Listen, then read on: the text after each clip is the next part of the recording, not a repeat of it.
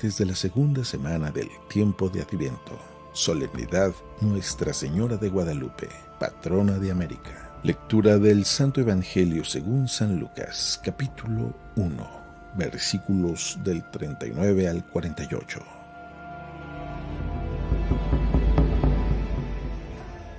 En aquellos días, María se encaminó presurosa a un pueblo de las montañas de Judea y entrando en la casa de Zacarías saludó a Isabel. En cuanto ésta oyó el saludo de María, la criatura saltó en su seno. Entonces Isabel quedó llena del Espíritu Santo y levantando la voz exclamó: «Bendita tú entre las mujeres y bendito el fruto de tu vientre. ¿Quién soy yo para que la madre de mi Señor venga a verme? Apenas llegó tu saludo a mis oídos, el niño saltó de gozo en mi seno. Dichosa tú que has creído, porque se cumplirá cuanto te fue anunciado de parte del Señor». Entonces dijo María: «Mi alma glorifica al Señor y mi espíritu se llena de júbilo en Dios mi Salvador, porque puso sus ojos en la humildad de su esclava».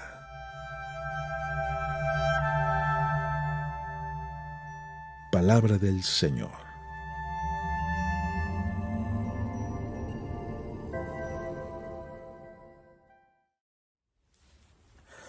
Muy buenos días y feliz fiesta de Nuestra Señora de Guadalupe. Hoy la iglesia está celebrando una de las apariciones marianas, la de la Virgen de Guadalupe. Ahora, veamos un poco primero el Evangelio, porque creo que a la luz del Evangelio, a la luz de la Sagrada Escritura, vamos a poder disfrutar y entender mucho mejor lo que sucedió en las apariciones de la Virgen de Guadalupe. El Evangelio nos narra cuando María va a visitar a su prima Santa Isabel. ¿Recuerdas ese momento? Cuando María saluda a Isabel, Isabel queda llena del Espíritu Santo y hasta el hijo que llevaba en el vientre brinca de gozo con solo oír el saludo de María. Claro, no es algo que nos deba de sorprender mucho si el mismo ángel, cuando saluda a María, la llama la llena de gracia, la llena del Espíritu Santo. ¿Recuerdas, por ejemplo, cuando José dudaba tomar a María en su casa? ¿Y qué es lo que el ángel le dice a José? No tengas miedo, que lo que le ha sucedido a ella es obra del Espíritu Santo. Eso es en el Nuevo Testamento. Si reflexionamos algunos de los textos del Antiguo Testamento que nos hablan de esas especies de epifanías o de encuentro que algunos han tenido con Dios, recordar, por ejemplo, a Moisés, cuando subía a la presencia de Dios y que pasaba mucho tiempo en oración, ¿no dice la Sagrada Escritura que bajó con el rostro radiante y que los que estaban ahí se daban cuenta de que él había hablado con Dios? Bien, ¿qué no decir de María, la madre de Jesús? ¿Qué no decir de esa mujer que, como una fiel israelita, estaba aguardando la promesa y en ella se hizo realidad? Aquellas profecías de antiguo que decían: mirad que la Virgen va a concebir y va a dar a luz a un hijo. Bueno, la misma imagen, pudiéramos nosotros decir así, de María en la Sagrada Escritura, ya nos está hablando de que Dios no abandona a su pueblo, de que Dios es fiel a sus promesas y cuida de todos sus hijos.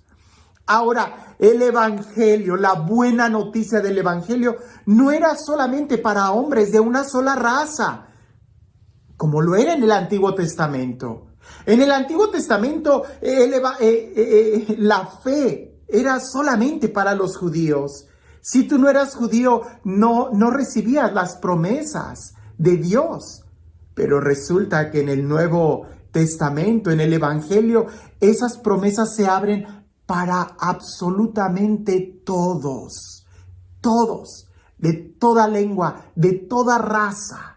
Y es ahí donde nosotros podemos ir viendo cómo el Evangelio se tiene que predicar a todas las naciones. Y el Evangelio es la buena noticia de que Dios nos ama, de que tenemos un Dios vivo y verdadero que nos ama. Ahora me vas a decir: bueno, padre, sí, pero háblenos de la Virgen de Guadalupe. ¿Qué es lo que sucedió?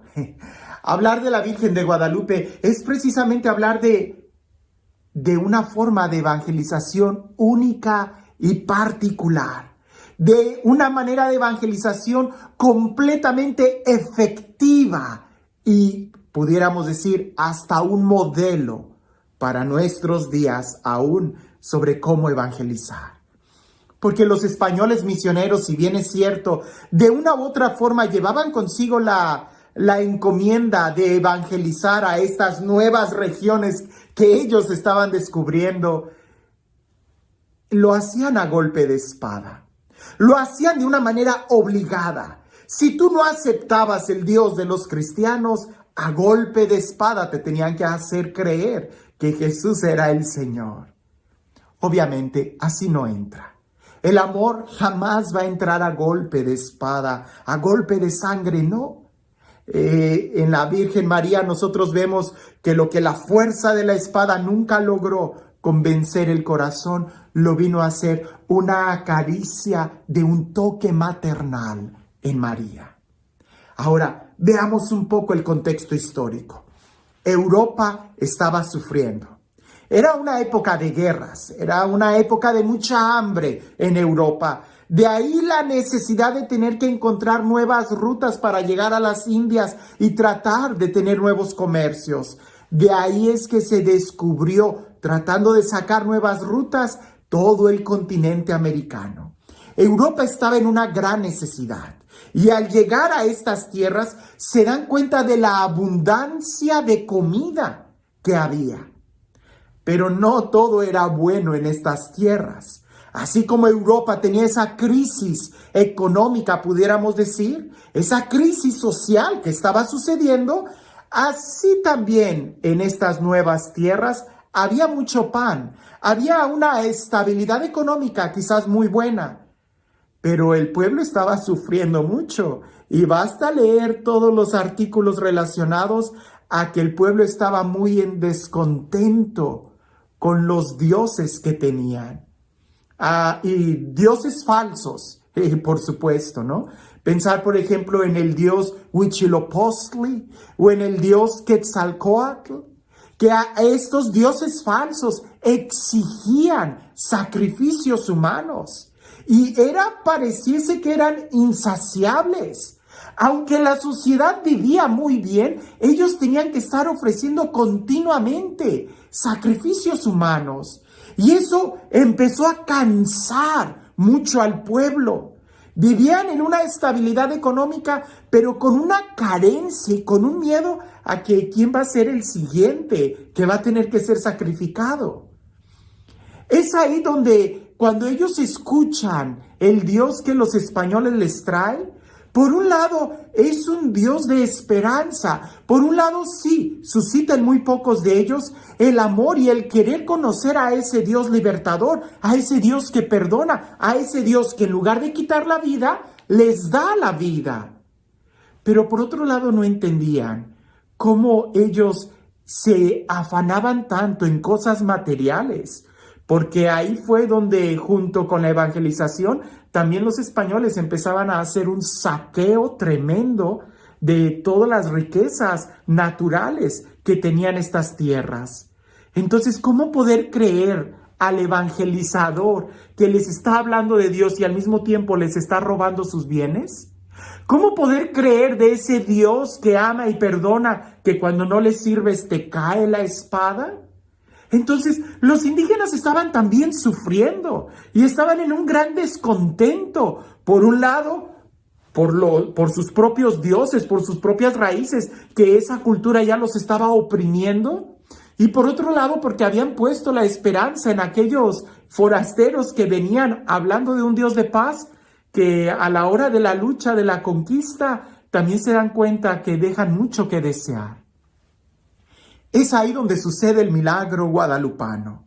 Y lo voy a decir de esta manera, ese milagro sigue sucediendo el día de hoy. Pues cada vez que nosotros contemplamos una imagen de la Virgen de Guadalupe, en realidad no estamos contemplando una imagen, es un códice que tiene la figura de una mujer, pero es un códice, mucho menos es una fotografía. Cuando yo me refiero a códice, es que los indígenas, los náhuatls, cuando ellos lo ven, ellos entienden lo que la imagen les está diciendo. Ahí pudiéramos decir, es un evangelio pintado a colores. El discurso de los españoles que les daban verbalmente al narrar el evangelio no les entendía muy bien porque los españoles no hablaban náhuatl. La Virgen María cuando se aparece como una mestiza, como una mexicana y les habla en náhuatl. Es ahí donde ellos sí entienden y logran comprender lo que ella les está anunciando. Eso es importante para nosotros, porque en el lenguaje náhuatl, que cuando lo traducimos al español suena muy bonito, pero pierde la fuerza del impacto. María no se presenta a ella misma. María está presentando a su hijo. María está hablando de su hijo. Y la forma náhuatl como presentan a alguien es precisamente dando un poco de referencia. Es como diciendo, yo soy el mensajero de. María cuando dice, yo soy la madre del verdadero Dios por quien se vive. Entendamos bien esto. María no se está presentando a ella misma. Ella está evangelizando. Ella viene a presentar a su hijo. Y por ahí algunos dicen que la mujer vestida de sol no está en realidad vestida de sol. Está vestida de un manto con estrellas, pero el sol está atrás de ella. Ella está preparándole el camino al sol de justicia. Está preparándole el camino a su hijo. Y hablar de todo el códice, entrar con todos los detalles que tiene, llevaríamos mucho tiempo, pero vale la pena. Porque hay algunos aspectos que en nuestra cultura occidental no se entiende, pero el indígena náhuatl lo logró comprender. Por ejemplo, para ellos, una mujer casada era una mujer que se hacía trenzas. Una mujer después de ser comprometida y que tenía relaciones sexuales con su marido, se hacía una trenza. Ya no tenía el pelo suelto. María, si tú la observas, tiene el pelo suelto y con un partido a la mitad, lo que significa que ella es virgen. Ella pudiéramos decir literalmente, es virgen. Pero también la postura que tiene con el cinto arriba de su vientre significa que ella está esperando un hijo. Esa es la mejor anunciación del evangelio, pudiéramos decir, el mejor anuncio del evangelio. La madre tierna que viene a hablar, la madre que trae un mensaje de esperanza, un mensaje de vida, la mujer que va a dar vida, no que la va a tomar, sino que da vida. Como madre, pero también ella de una manera particular con el mensaje que trae. Otro aspecto importante que pudiéramos ver son el juego de las manos. En una mano, la mano es redondeada, muy de indígena. La otra mano es una mano estilizada, muy alargada, muy española. María está juntando las dos culturas. Ella es la madre de toda la humanidad, no solamente de los mexicanos, y está enseñando la unidad, no de las dos razas, sino de todo el género humano. Y hasta algunos pudieran decir, del hombre con Dios, pues en ella el verbo se hizo carne.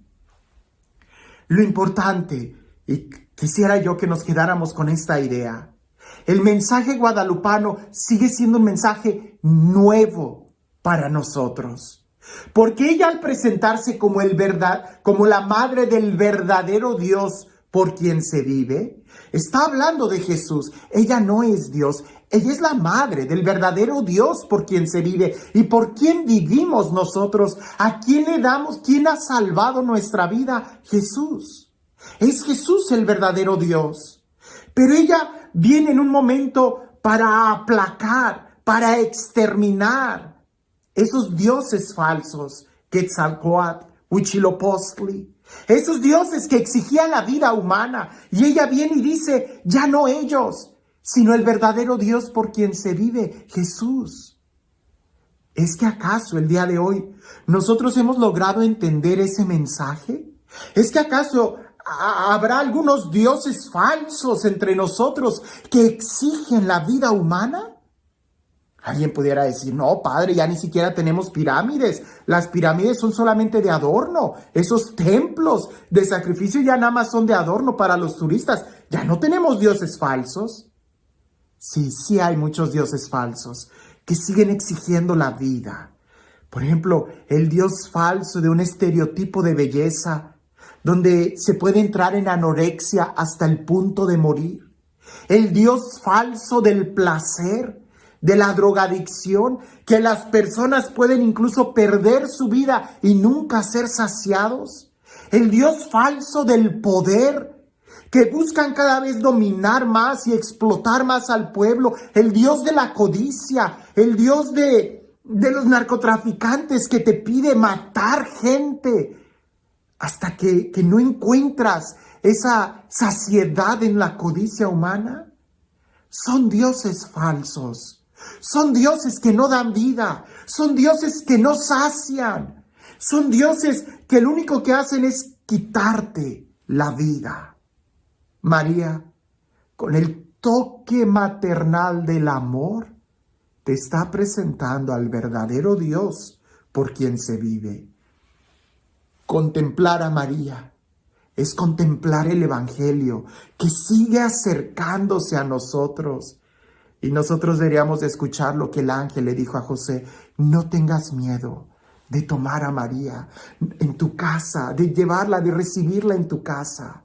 No tengas miedo de dirigirte a ella, dirígete a ella, pues no hay nadie mejor que te lleve a Jesús que María. Incluso en el Evangelio hay un mandamiento que María nos da: hagan lo que Jesús les dice.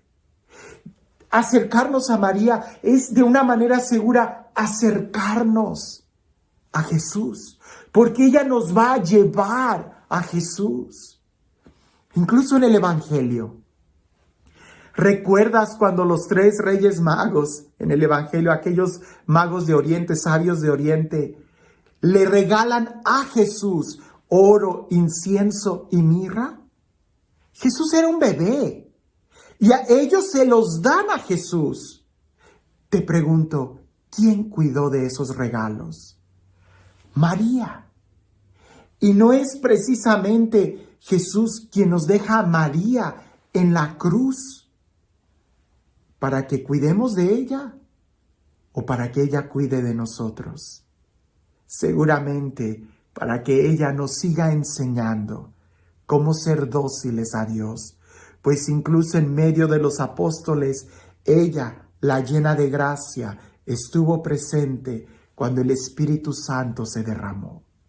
El día de hoy, no tengas miedo de tomar a María en tu casa y de invitarla a que venga y te hable, que con su toque maternal te muestre quién es el verdadero Dios por quien se vive.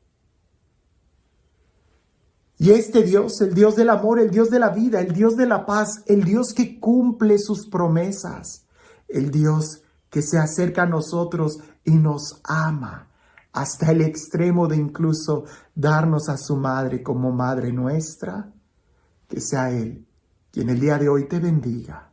En el nombre del Padre, del Hijo y del Espíritu Santo. En un mundo lleno de miedo, en un mundo lleno de temor, de angustia, en un mundo lleno de sombras, hoy se sigue escuchando esa voz que dice: no tengas miedo, ¿no estoy yo aquí, que soy tu madre? ¿No estás tú bajo mi regazo y mi protección? Que esta fiesta de Guadalupe no sea una tradición, sino que se haga una experiencia en nosotros, donde también nosotros, como Isabel, quedemos llenos del Espíritu Santo y glorifiquemos a Dios, porque grandes cosas ha hecho en favor de su pueblo. Que tengas un excelente día.